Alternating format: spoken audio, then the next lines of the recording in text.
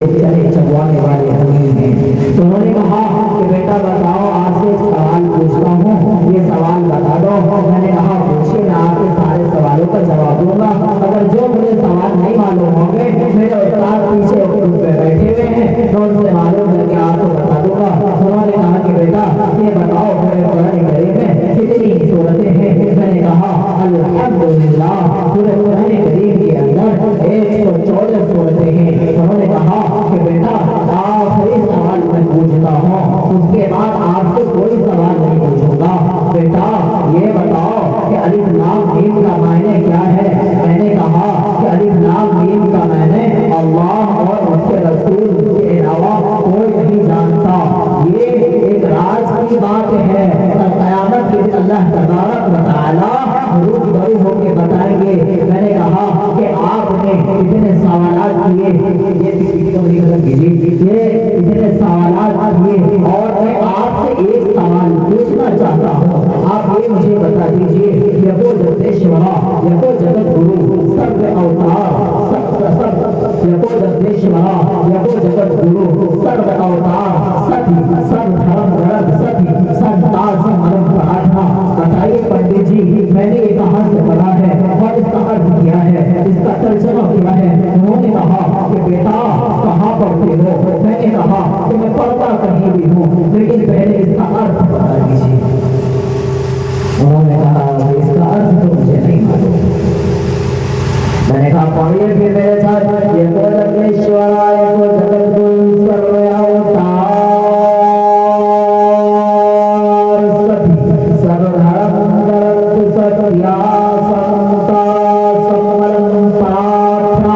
आओ पंडितों ने आपको आपके वेद से आज मोहम्मदपुर की शीर से दावत देता हूँ। आपका वेद कह रहा है एक खुदा की इबादत करो, एक खुदा की पूजा करो, एक खुदा के सामने अपने सर को झुका दो, एक खुदा की इबादत करो। कहाँ आप भटक गए? आइए। फिर उन्होंने मुझे सवाल करना शुरू किए। मैंने कहा आइए अब मजा आएगा। उन्होंने कहा कि हमारे में अभी एक आखिरी देवता पैदा होगा, आखिरी अवतार पैदा होगा।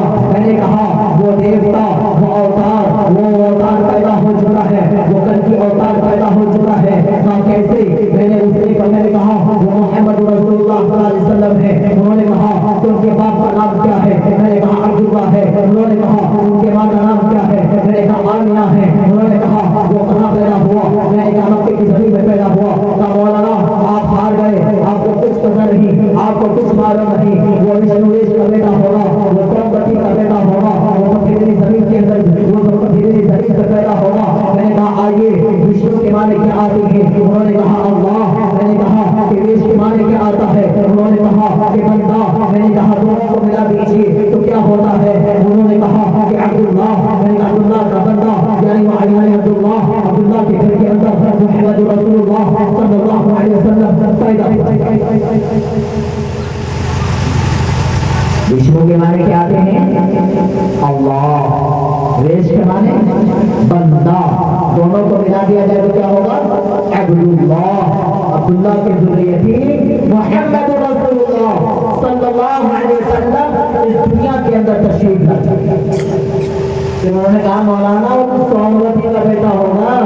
मैंने कहा कि सोमवती के मायने क्या आते हैं? उन्होंने कहा अमन, चैन, सुकून वाली औरत। मैंने कहा इसी को अरबी में आमीना कहते हैं। आमीना की ज़ुर्रियती मोहम्मद रसूलुल्लाह सल्लल्लाहु अलैहि वसल्लम दुनिया के बीच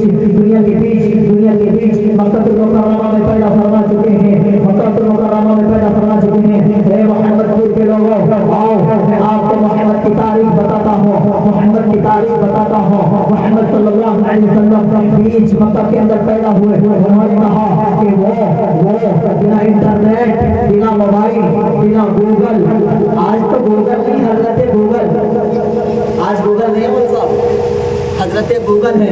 तमाम के तमाम मसाइल गूगलों से पूछे जा रहे हैं। तो बिना इंटरनेट के और बिना इसके पूरी दुनिया के अंदर, पूरे कायनात के अंदर छा जाएगा। मैंने कहा लकुम दीनुकुम वलिय दीन, तुम्हारा दीन तुम्हें मुबारक, हमारा दीन हमें मुबारक। युरीदूना युज़हिरू नूरल्लाहि बिअफ़वाहिहिम, ये हर अच्छे पक्के घर के अंदर दीन पहुंच के रहेगा। वही मोहम्मद है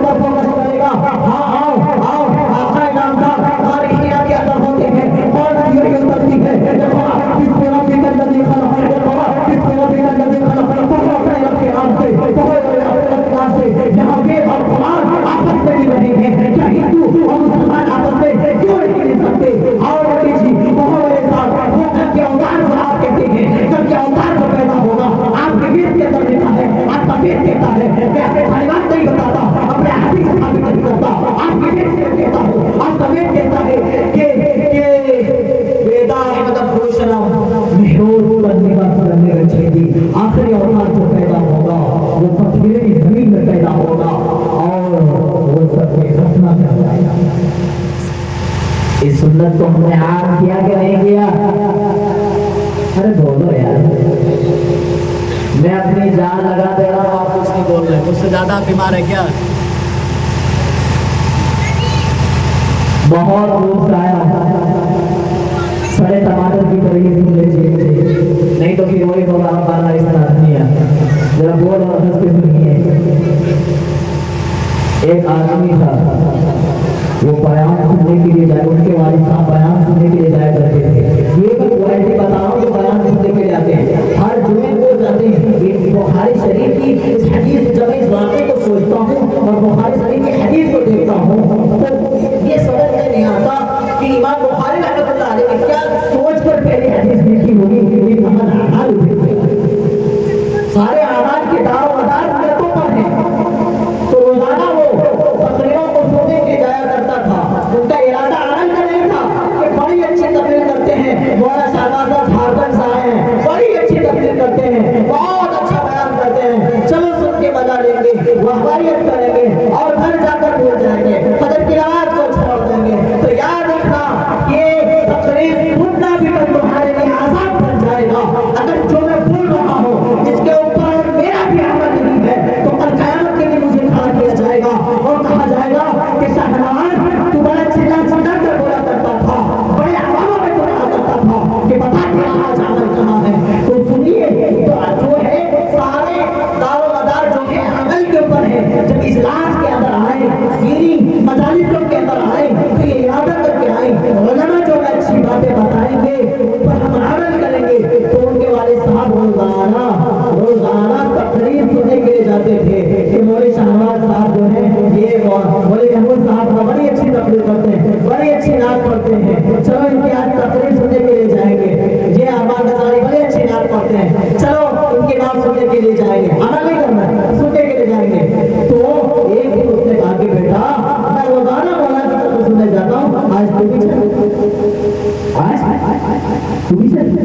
उन्होंने कहा ठीक है बच्चा, मैं भी चलता हूँ। वो नए नए कपड़े को पहना, लुंगी को पहना, कुर्ता पहना और पहनने के बाद निकला।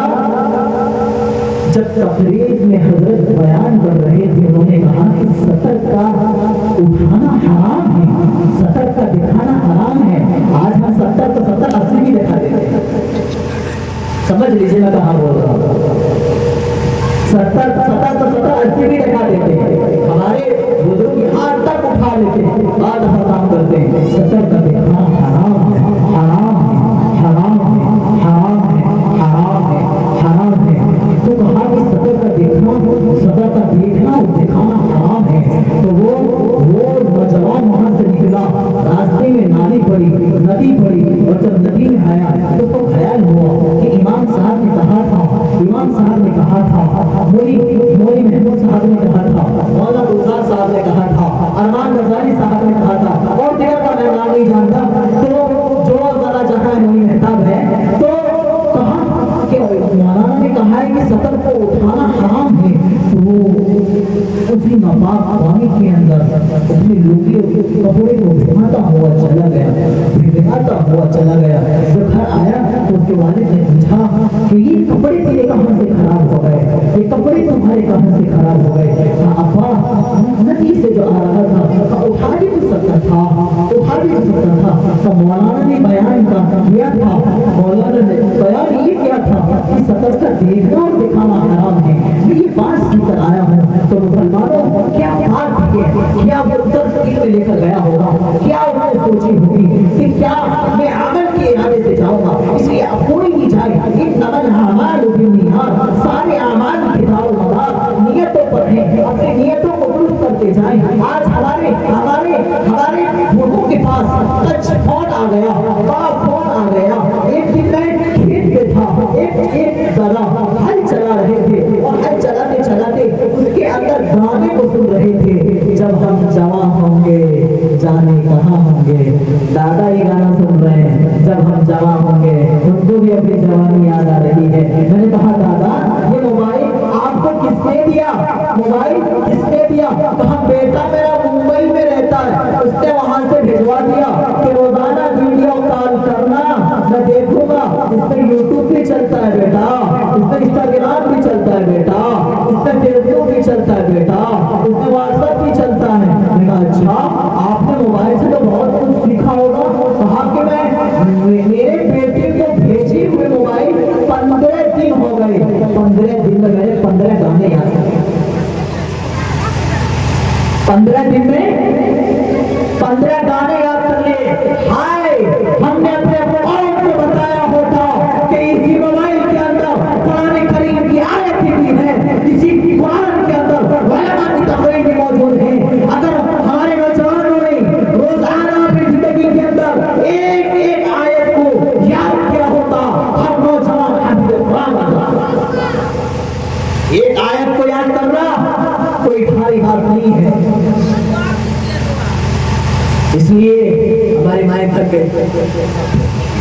बस मैंने मंत्र पढ़ा उसकी वजाहत कर दूं कि आखिरी मंत्र बताए बस कि राम रमायण सत्यमस्ति, राम रमायण सत्यमस्ति। कि जब सीता को रावण ने अगवा कर लिया था, हनुमान उसको ढूंढने के लिए गए। और जब मैं तफसीली गुफ्तगू नहीं जाता, जो अर्थ है उसको बता के बात को समेटता हूँ और बात खत्म करता हूँ। जब अगवा किया और उसको जब लेकर आए, और लेकर आने के बाद आज जो कहते हैं ना गोल लगते हैं, वो रहता है उनके पाँव को छूम करके आगे पीछे चुमा जाता है। तो उस टाइम भी सीता ने राम के पाँव को छुआ था। तो राम ने क्या कहा था? राम रामायण सत्यमस्ति, राम रामायण सत्यमस्ति। हे सीता, इस राम के आगे ना झुक, बल्कि उस राम के आगे झुक जो इस राम का विराम है, यानी अल्लाह के सामने झुक। अरे जब हनुमान जब राम से मिले, उन्होंने कहा कि मैं ईश्वर की भक्ति कैसे करूं, ईश्वर की पूजा कैसे करूं, ईश्वर की प्रार्थना कैसे करूं। तो उनको भी नाराजगी का तरीका बताया था, वक्त नहीं है। अल्लाह रब्बुल इज्जत वल जलाल, अगर अल्लाह ने जिंदगी अता की, आप लोगों ने बुलाया तो फिर दोबारा आना होगा, नहीं तो फिर वही खबर अपना ठिकाना होगा। कि एक शेर है कि मेरे मालिक मुझे इतना ना दे जिससे गैर जल जाए, कि मेरा मालिक मुझे इतना ना दे जिससे गैर जल जाए, मुझे इतना दे जिससे मेरा काम चल जाए। मेरे मालिक मुझे इतना ना दे जिससे गैर चल जाए, मुझे इतना दे कि मेरा काम चल जाए। मिल जाए बुलंदी तो गुरूर मत करना, मिल जाए बुलंदी तो गुरूर मत करना। जिंदगी का भरोसा क्या जाने कब बदल जाए, जिंदगी का भरोसा क्या जाने कब बदल जाए। मेरी जिंदगी का कुछ ऐसे इख्तिताम हो यार, मेरी जिंदगी का कुछ ऐसे